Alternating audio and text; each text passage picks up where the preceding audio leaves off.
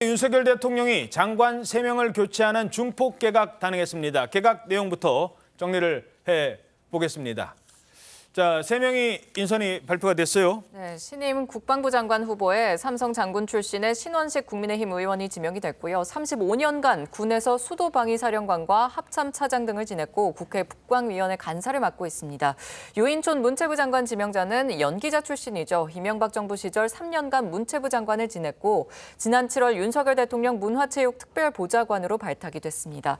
대통령실은 유 후보자에 대해서 문화예술 현장에 대한 이해와 또 식견뿐 아니라 과거 장관직으로 수행으로 좀 정책 역량도 갖췄다면서 배경을 설명했습니다. 마지막으로 김행 여가부 장관 지명자는 박근혜 정부 대변인을 지냈습니다. 대통령실은 김행 후보자에 대해서 언론과 정당 또 공공기관 등에서 여러 경험을 바탕으로 뛰어난 소통 능력을 겸비했다고 설명했습니다.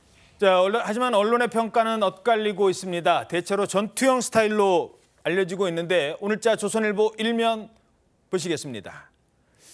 자, 조선일보의 평가입니다. 윤 대통령 3차 개각, 실전형 인사로 교체, 업무 추진력을 중요시하는 윤 대통령의 의중이 반영된 인사라는 평가입니다. 반면에 오늘자 경향신문 1면도 함께 보시겠습니다.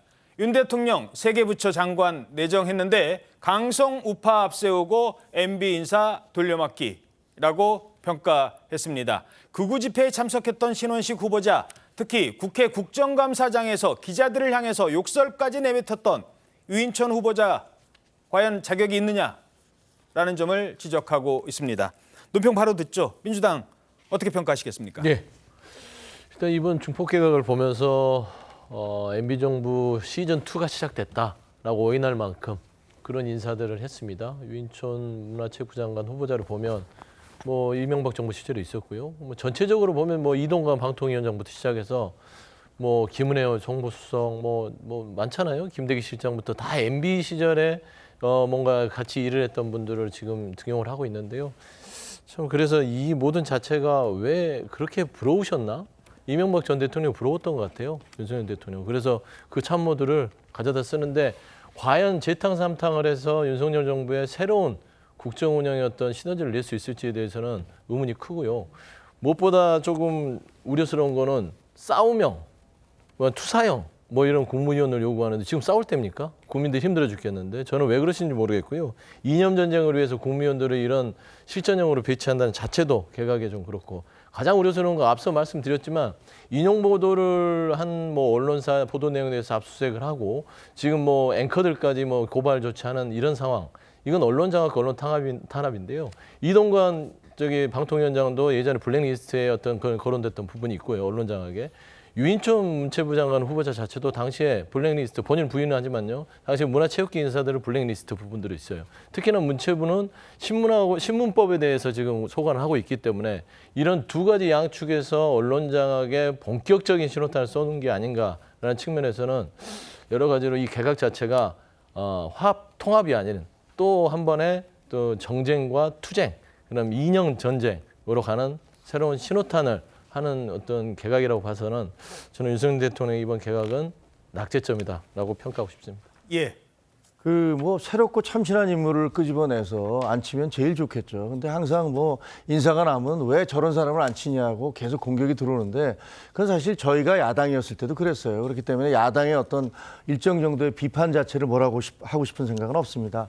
근데 이번 인사를 보면 이 개각 자체가 이 청문회가 상당히 논란이 되고 있잖아요. 여야가 이렇게 첨예한 대치를 하고 있기 때문에 아마 청문회 과정에서 굉장한 어떤 잡음과 논란이 있었을 것을 우려한 측면도 있는 것 같고, 그다음에 국방부 같은 경우는 여러 가지 사태에 제대로 대처하지 못한 것들에 대한 일종의 어떤 문책성이 좀 있는 것 같아요. 아니라고 얘기를 하지만 문체부 같은 경우는 내부에서 상당히 갈등과 논란이 있었던 걸로 알고 있고, 여가부 같은 경우는 잼버리 사태를 통해서 장관의 무능, 그다음에 무대책 이런 것들이 부각이 됐기 때문에 거기에 대해서 대통령이 인사권자로서 인사를 하는 것은 정당한 인사권 행사라고 생각을 합니다. 근데 저는 이번 사태를 보면서 어떤 생각이 드냐면 이 민주당에서는요, 그동안에 이명박근혜라는 단어를 만들어내면서 마치 이명박과 박근혜 정부는 탄생하지 말았어야 될 정부와 같은 그런 악마화를 계속 시도했어요. 예. 그런 프레임을 만들어 놓은 다음에 따라서 그 안에서 근무했던 사람들은 전부 다 자격 미달이다. 이런 식의 얘기를 해왔던 거죠. 그래서 지금 뭐 유인촌 장관에 대해서 뭐 그런 얘기를 하고 나머지 분들에 대해서도 옛날 사람들을 이렇게 또 갖다 쓴다라고 얘기를 하지만 저는 그냥 그것이 프레임이라고 생각을 하고요. 문재인 정부 때도 DJ 노무현 당시에 있었던 수많은 사람들이 청와대와 내각으로 들어갔었다는 것들을 지적하고 싶습니다.